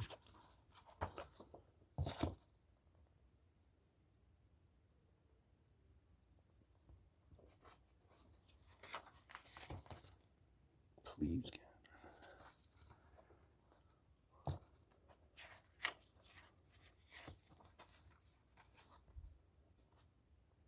Frank Quitely artwork. This idiot giant man tried to throw that plane on top of the doctor. The plane blew up and he ends up blowing off his legs.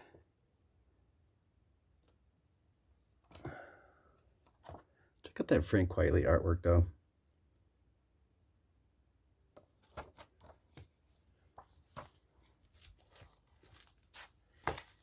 And also, I'd like to note, this came out in 1999, okay? And then, around the year 2000, you've got the death of Jenny Sparks, the ending of an era, beginning of a new era with issue 13. So that's like the year 2000, 2001. And then you also had Rob Williams' comic book, couldn't recommend it more, called Class War. Sometimes it's spelled CLA with like $2 signs, all one word. It's by the publishing label Comix. And Trevor Hairsine, who went on to do the Ultimate Six story, like the ultimate version of the Sinister Six. Yeah, he went on to do that because of the success of Class War. And Class War, once again, is a superheroes trying to take on the powers that be today. The corporate conglomerate governments of the world. The dystopia that we live in today. So that new, I consider that like a genre. I mean, you have dystopia, and then you also have like post-Civil War type books like DMZ and Briggs Land. But then just like superheroes taking on the powers that be is another type of genre too, that I think will gain more popularity. At least is another route that superheroes can take. Another route that superheroes can take is more like along the lines of that Marvel Man, Miracle Man sense of out of bounds of the sense of self becoming so powerful that you become a god. Also, though, doing your own thing with the world, which is obviously going to be taking on the powers that be. So the Authority issue 13 and 14, the powers that be send these evil Americans to put the Authority in check. So they try to. It's a Frank Quitely illustrated story, which is just a Frank Quitely artwork, something else. Where you live long enough to become the villain, right? We got villains, villains, villains. Villains running the show, heroes being called villains. People trying to turn them into criminals.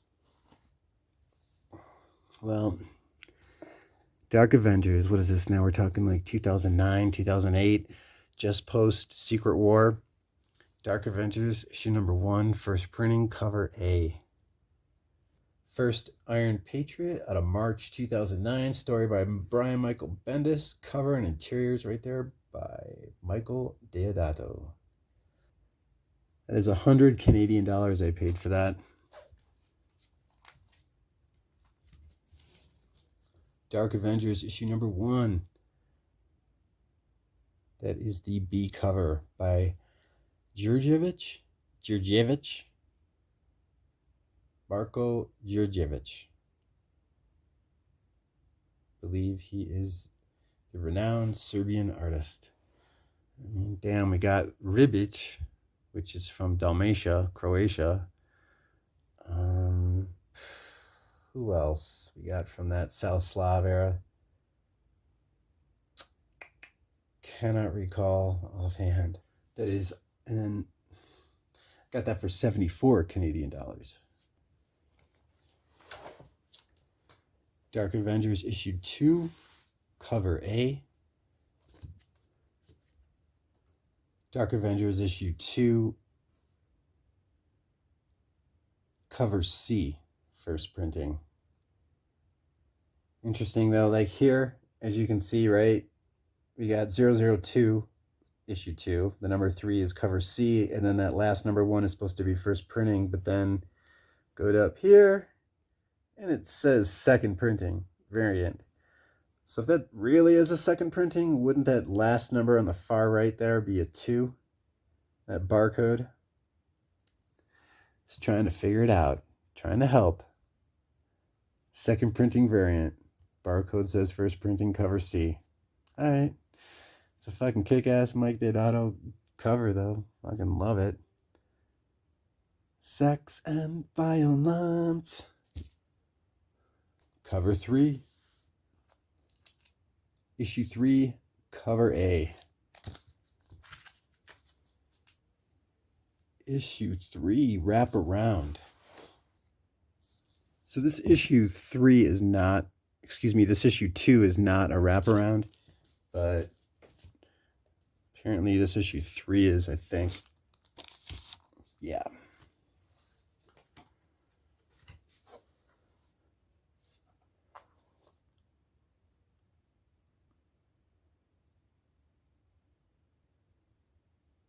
Issue 3, cover C. Same thing with the barcode, first printing, but it's labeled a second printing variant. Issue 4, Dark Avengers, which ran for 16 issues, by the way. Issue number 4, cover A. Issue 4. Labeled C cover, first printing, but here it says second printing variant. Right on. So Mike Deodato Jr. cover.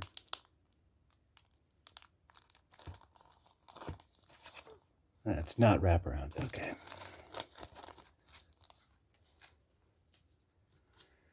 I got the Choi cover. It's the artist that did the other variant for issue number 2. It's the illustration painting he did. It's like a digital illustration of Miss Marvel. So they also had a variant for issues 1 through 5, I think. Where they had different artists do one of the Dark Avengers. This cover is by Stefano Caselli. 5's got a variant that's done by Koi Pham of Dokken. There's also a Daniel Cunha cover for issue number 3. It's the Bullseye cover. Bullseye dressed up as Hawkeye. It's cover A for issue 5 by Deodato. Number 6, I believe.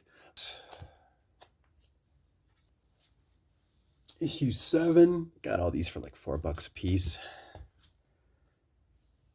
8. Issue number 9.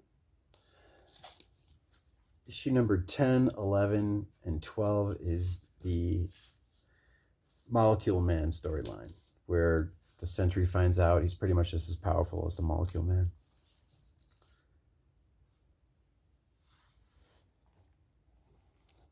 In the previous haul, I showed newsstand copies for both of these.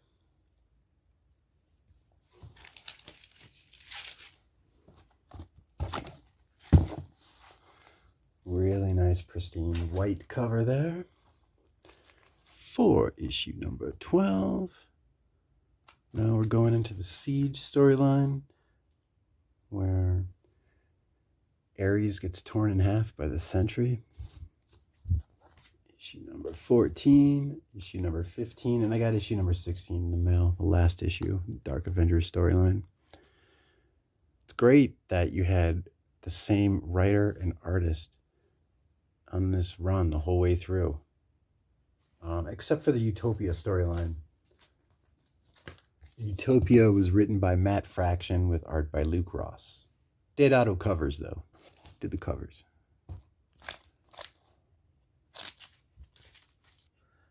Just to follow up on my Dark Reign comics, I grabbed these Dark Reign one-shots. This one's by Daniel Cunha.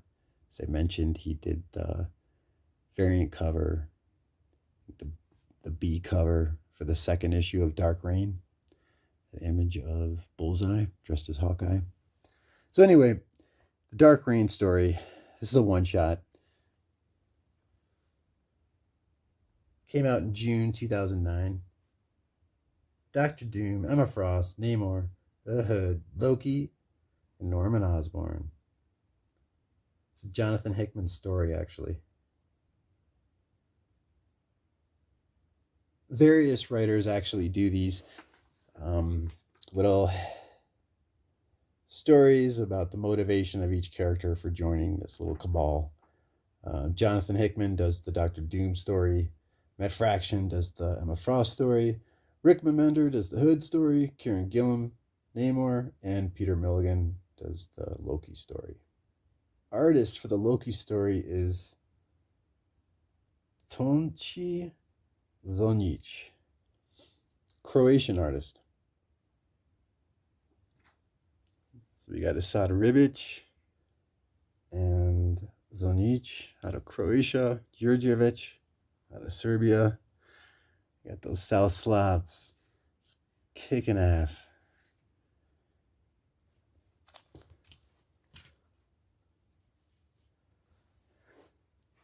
This one shot, Dark Reign, The List. It's about Hawkeye as Ronin wanting to go after and kill Norman Osborn. And this is the Skull Kill Crew. I got this just because I thought the title was really cool. It's the first issue of the 5-issue limited series. It's out of June 2009. That's Stepan Sejic, who I also think is another South Slav.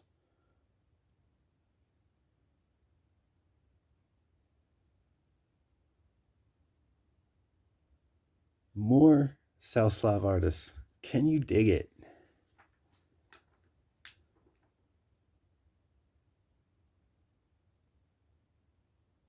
Stepan Sejic.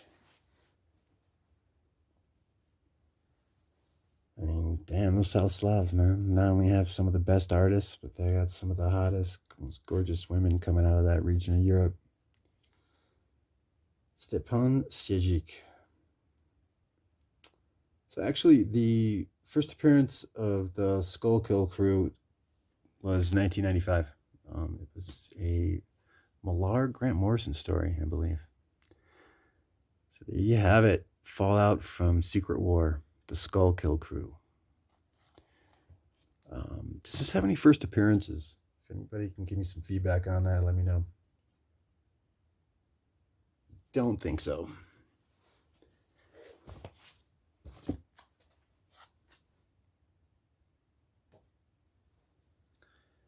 This actually was given to me by Koch Comics out of Brooklyn. They threw this in.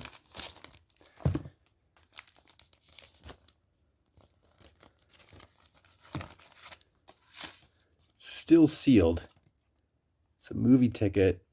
Yeah, it's for the Crow City of Angels. I'm sure if it was for the 1994, the first Crow movie, there's no way he would have given this away. But still, you know, I would never tell anybody to see this movie. I've never seen this movie. I have no plans on seeing Crow City of Angels. But it is cool to have not only the movie ticket, but these tattoos, which I'm really into, because I not only like to put stickers on boxes, even though I haven't shown it recently. If you look on some of my past vids, like if you just do a search for anything that says comic book box, you'll see how I like to mix up stickers with tats, right? It's something permanent. Once you put that tat on, you can't change it. Sort of like using a disposable camera when you go out to take random photos. You can't digitally delete something, so if you can get a whole series of photos, badass, cool, kick-ass photos that depict whatever you want to get after that night in just a 12-hour span of time, which I like to do sometimes. You know, that's what matters, right? You can't go back and delete it. Like a tattoo being applied to something like a box. Can't make any mistakes with that. All right, so got some tattoos with that. That's pretty cool. Also, when I was at Hall of Justice, when I went to go pick up that Lemmy comic, they had a whole stack of these. These are from Secret War. Excuse me. These are from Secret Wars. With an S. I'd still consider this an early appearance of Miles Morales right there, as well as Lady Thor. It's cool because you also got Black Panther and Spider-Man in here. So they're unpunched, unused standees. That's what they're called. It's out of 2015. So I grabbed 5. There's like 3 in one two in the other. I also have a couple others that I've grabbed in the past. They're all free. Never know. Stuff like this, especially unpunched. People might be willing to pay a premium. There's always going to be now the narrative created of having paper shortages or having some type of shortage, some type of excuse to raise the price, to keep people on that treadmill running. So BS like paper shortages, there won't be an excuse for a paper shortage today on something. It'll be something else next year or something else the year after that. Point being, stuff like this made out of paper, very disposable. I think that people are going to have an adverse reaction to everything. People are being bred to have extreme reactions to everything. So people aren't going to want things to be in paper so that they can feel good and get over all the guilt and taboo neuroses that have been enabled the past 20 years. And so they're going to have just as extreme reaction to things like paper and plastic. So people aren't going to be printing stuff out of paper because we have to save the environment. Don't do anything. Live like a minimalist. So that's the future. That's the future of our dystopia. So stuff like that that's made out of paper is going to be rare, especially if it's super disposable like these. So something unused like this, I think it's somebody might be willing to pay a premium. Who would that be? Because nobody's going to have any money in North America unless it's Canadians. Or what people in India and China going to want these? I don't know. So what the fuck do I know, right? All right.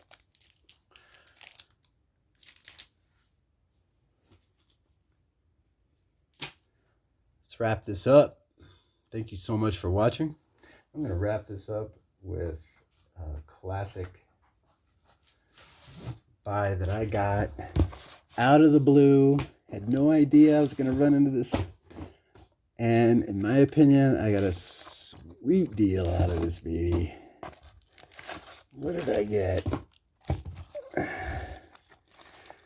This ran for 10 years, right? Or no, 20 years. 1991.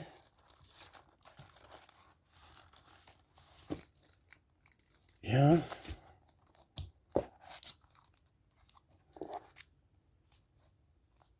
Wizard #1. I got this for $80 mint.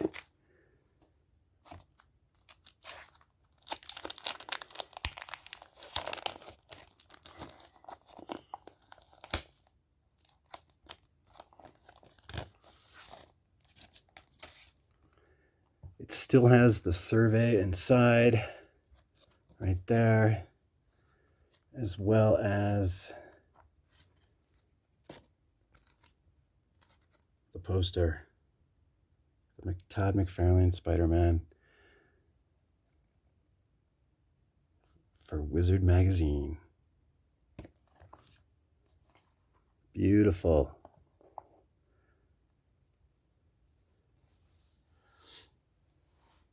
What else could I end this on? But the next, what has been speculated as the next From Hell, right? The next Simpsons, the next South Park, the next, supposedly, right? The next Rick and Morty, right? The whole next adult cartoon series. And this is supposed to be considered the From Hell. The next Matt Groening's From Hell, right? Precursor to Simpsons and so forth.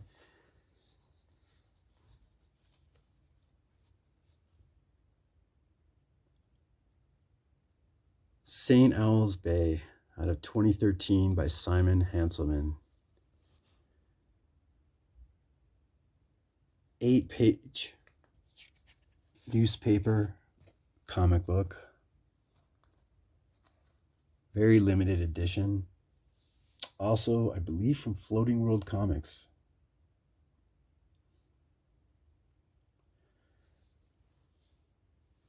'13 Ignatz Award for Outstanding Comic. St. Owl's Bay, limited to 1,000 copies. by Simon Hanselman, watercolor. 8-page broadsheet newspaper. Owl takes the gang camping with hilarious and dark results. It's like a very dark comedy satire about a bunch of people getting fucked up, trying to deal with the banalities of life.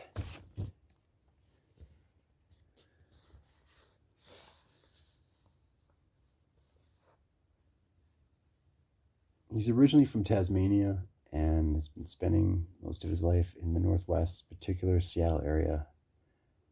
Simon Hanselman is a trip. He's gunning for this to become an animated series of, how would you put this? Bunch of down and out, not necessarily down and out, but just, I don't know, sexually experimenting drug addicts that don't take shit from nobody.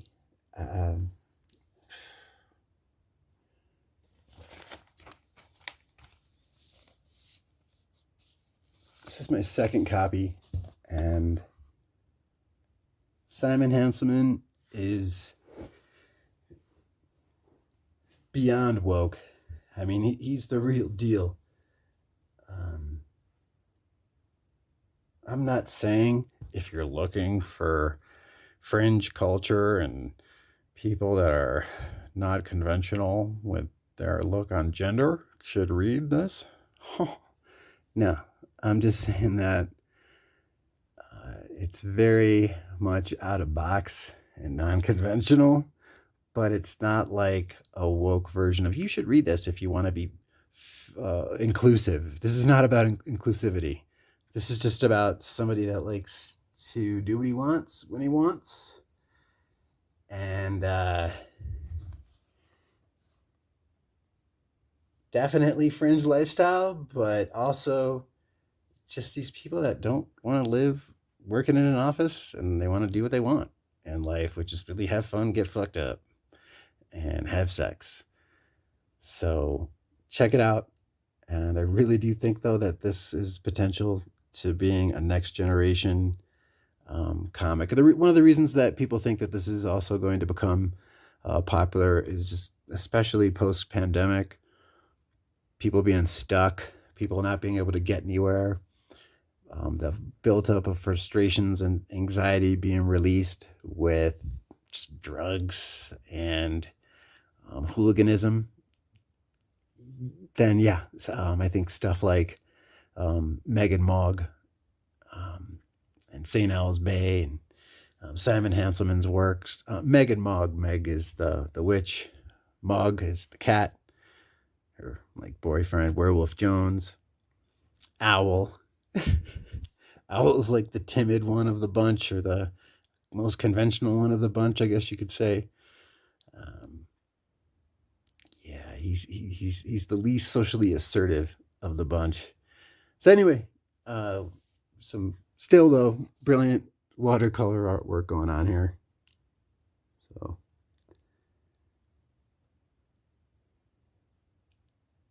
this is a key indie pick, and all those indie folks are cringing right now that I used the word key.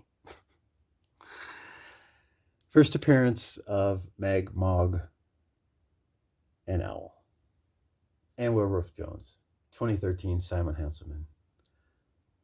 Classic indie pick. Strongly advise it.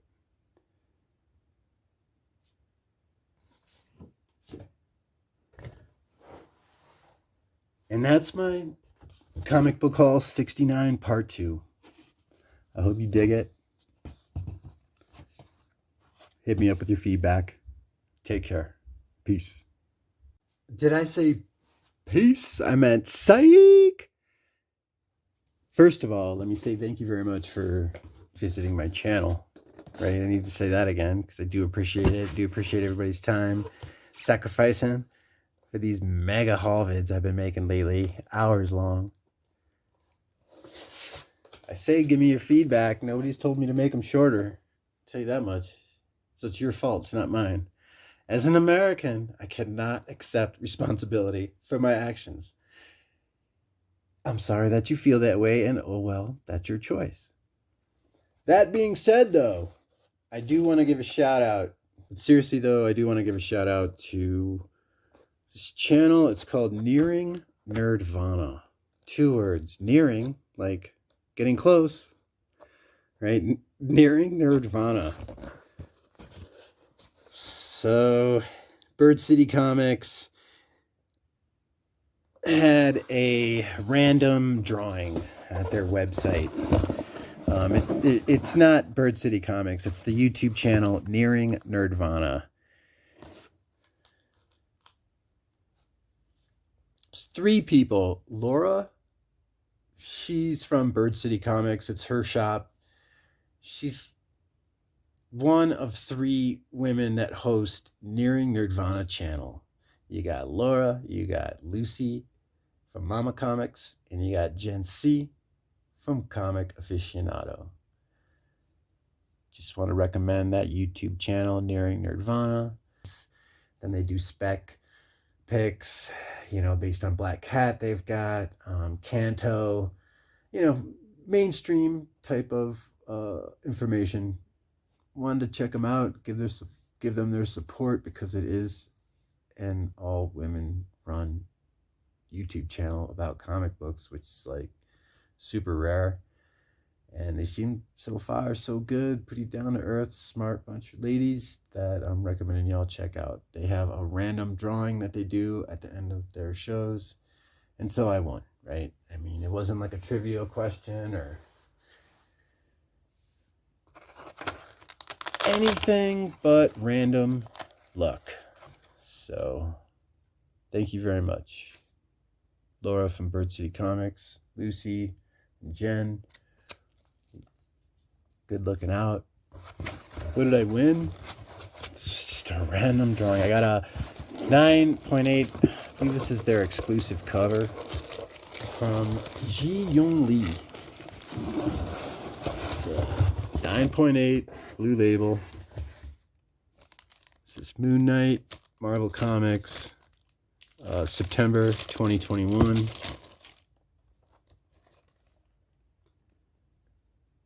Chu Hyun Yoon cover. Sorry, I thought this was the same artist that they had interviewed. So it turns out the artist that they were spotlighting did this really badass silk comic book cover that's coming out. That's new. I thought it was the same person that did this cover. My bad. All right, so I got myself a 9.8 Bird City Comics exclusive. Oh wow, it's with Comics with Bueller. I did not know that. If I had known that, I wouldn't have been as psyched as I am to have gotten this. I am not a fan of that cat's channel. I am so sorry, Bird City Comics. What is this? Issue 1, cover 5, 6th printing. Right on. It's cool that they got an exclusive cover. Comics with Bueller. I don't know. I spent too much time in the Northwest. I'm too jaded by the whole smug, glib, just, oh my God, passive-aggressive pretentiousness. No, he's just a down-to-earth guy. He's just a regular person. Just is only from the Northwest, where everybody there is so special. They're more special than you and me. Just remember that. They just can't help it. They're from Portland. They're a type of person, see? Ugh. Eat some vegetables. There's a bunch of other stuff I said that was funny about how like they keep him locked up in a room because he makes so many videos in a row and his eyes are so dark. His captors don't let him sleep. And I wrote a comment just requesting that his captors at least feed him some vegetables because his eyes look so dark and the rim's underneath. But he didn't find that to be funny. And my comments got muted. And when I asked why, like most people, they didn't get back to me. It's like, if you got a fan that's not belligerent, Maybe the humor isn't something that you like, but then you want to block them and still ignore them when they ask you why, and you still get to keep their subscription? It's fucked up. Ugh. And then just the whole higher than thou smug thing with the Northwest, I cannot dig. I do not fucking dig it at all. It's so fucked up. But this cover's cool. I like the artwork. I like that it's unique. It's we got Khonshu right there. And it's a 9.8. Beautiful. Beautiful. Lovely.